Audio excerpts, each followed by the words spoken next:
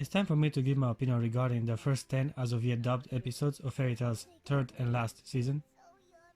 First of all, I'm glad we got more of this show.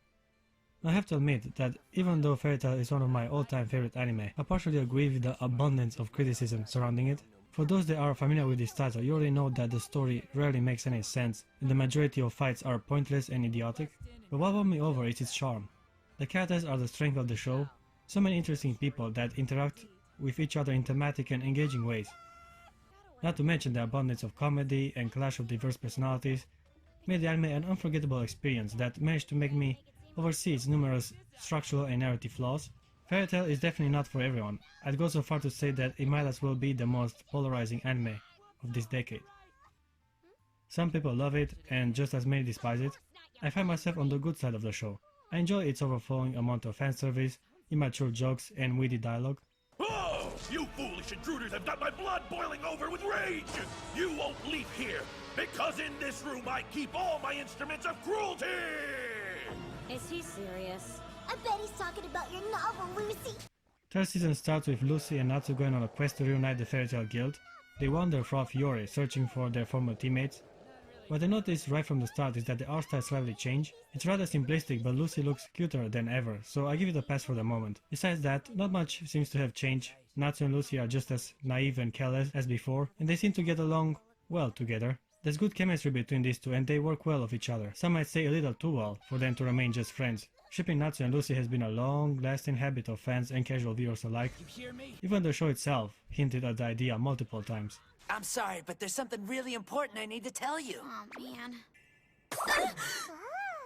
Like?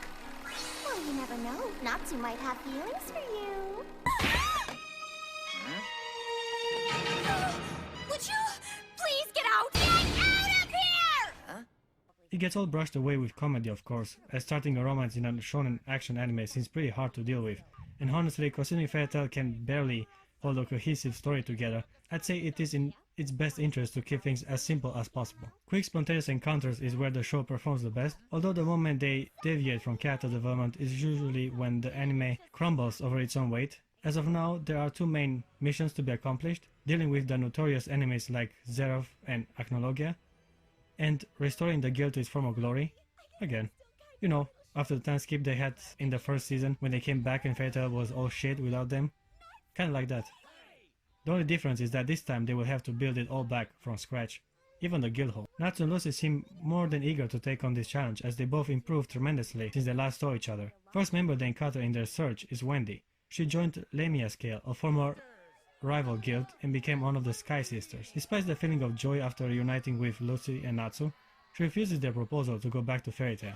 But that's not the only unexpected turn of events, as our beloved winged cat Carla managed to surprise our protagonist with her new appearance. Whoever came up with the idea to make her a cat girl is a genius. I mean, I wasn't even considering the privilege of having a tailed hottie thrown to the mix, but Fairy Tail sure finds a way to impress me.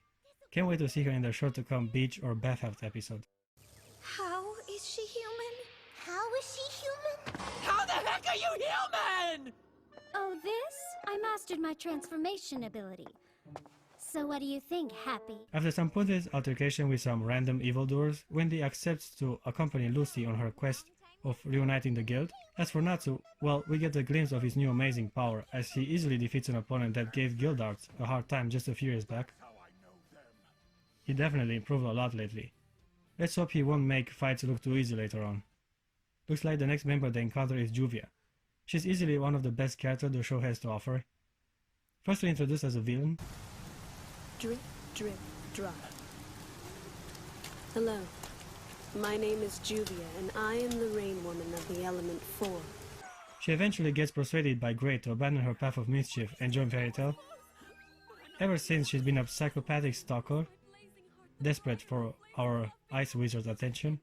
Another funny thing linked with her character are her delusional thoughts about her romance with Grey, and the even more misguided assumptions that Lucy is somehow her love rival. I'd like you to meet Fairy Tail's newest member, Juvia. Thanks so much for helping us in Akane. No, I should be thanking you, because now I found a new guild. Hey, girl! We will fight for Gray! That won't be necessary. I believe she still holds to this very day. Anyhow, we have a new plot kicking in which dictates that Grey Fallbuster actually joined the Dark Guild and is evil as of now. This also ties in with the prophecy of him killing Frosh, creating a dystopian alternative future. This also seems to somehow be the reason not to abandon Lucy a while back. Honestly, it made me feel... Do you have to flirt with him in front of us? I'm not flirting! Nats and Lucy make a visit to the Sabertooth Guild, where they meet some familiar faces. Hey there, strangers. Thanks for dropping by. It's good to see ya! You are? What's up, Sting? Wow, man, you haven't changed one bit. Yeah, you either. Are you blind? So he said to them, our main characters have to take the burden of bringing Grey back to his senses on themselves and decide to infiltrate the hideout of some of the most evil, mischievous looking people in all Fiore. Yeah. Having Nazi participate in a sick attack might as well just scream at the front doors. Another unexpected but surely welcome addition to the show is Lucy's new ability to change her outfit in accordance with the respective celestial spirits she summons. Star Trek! Virgo form! She transforms now? That outfit grants some of my special abilities, increases her magic power, and boosts her sex appeal. Okay, Virgo, you ready to rock? Wow, swapping attires just like Erza. Not the most creative idea, but ingenious nonetheless. For infiltrating the enemy base, Lucy summons the most suitable celestial spirit for the job. Okay, let's go! Open! Gate of the Maiden! Go. I love that chick. So shamelessly naughty and perverted. A good counterpart to Lucy's bossy attitude. Whenever she's on screen, good things happen. I can't stress enough on how original and overall fun all these celestial spirits are. They all interact in thematic ways with their master, bringing all sorts of comedy and madness to the show. My celestial sign representative, Aquarius, is the only one that gives Lucy the cold shoulder. Could be some tough love considering she is her mother figure, or maybe her problems with her own love is what makes her a little irritated.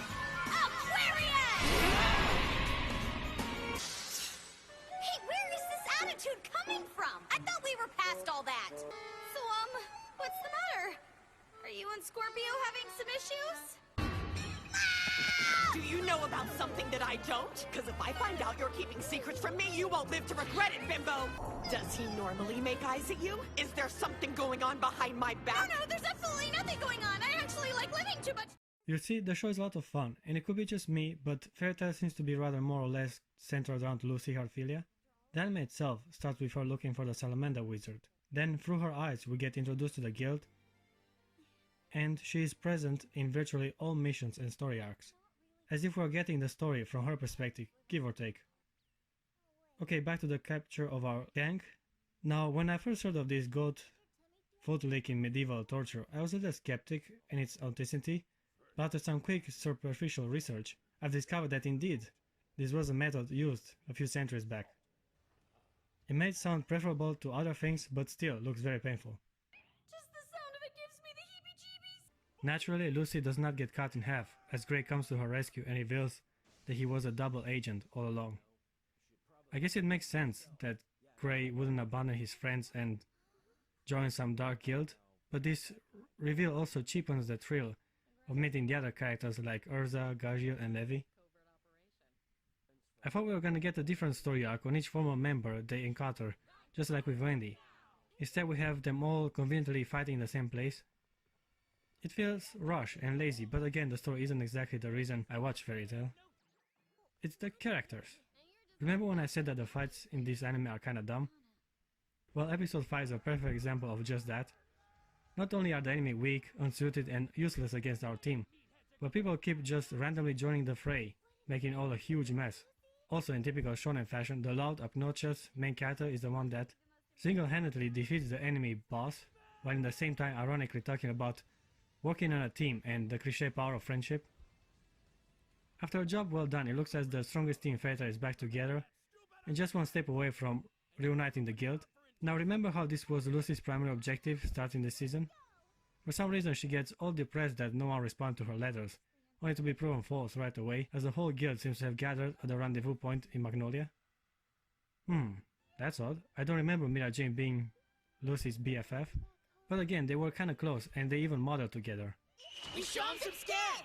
No way! It makes perfect sense. All of those soldiers from earlier were men, right?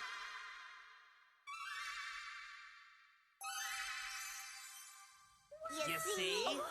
Oh my goodness! I wish they would make out a little.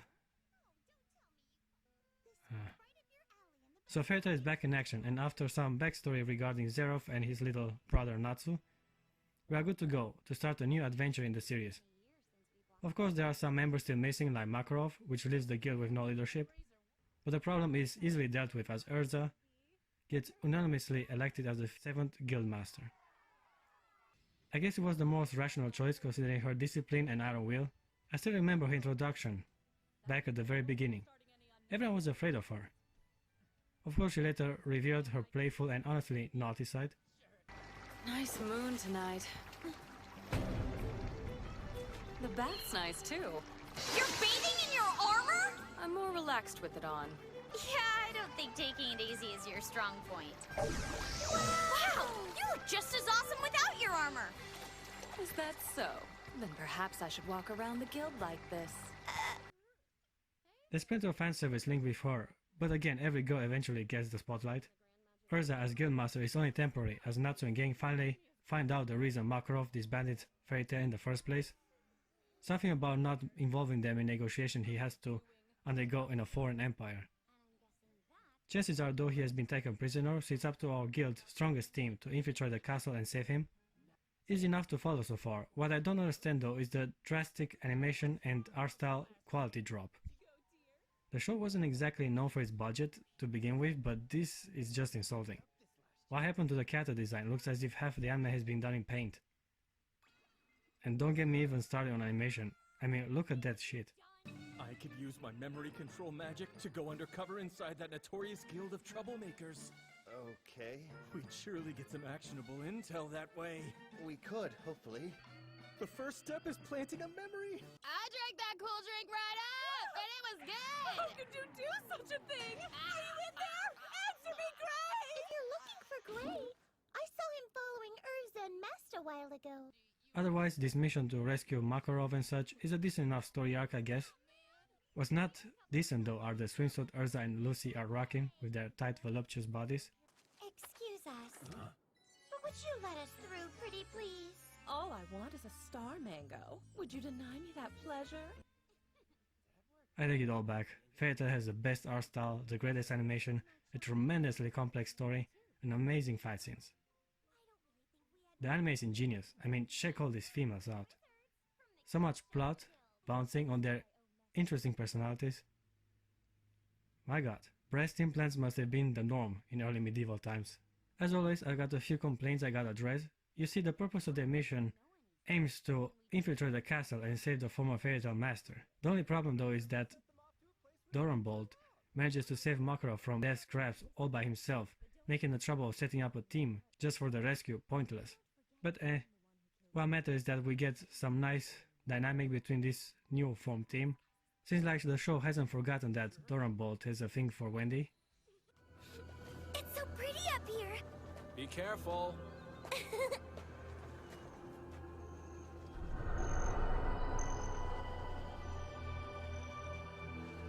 By the looks of it so far, it seems Fatal kept its composition and is overall exactly what most people were expecting. A half-assed nonsensical story that gets rewritten every episode combined with pointless battles. But hey, Fairy Tail is still, in my opinion, one of the most enjoyable and iconic anime to date. Hey, you're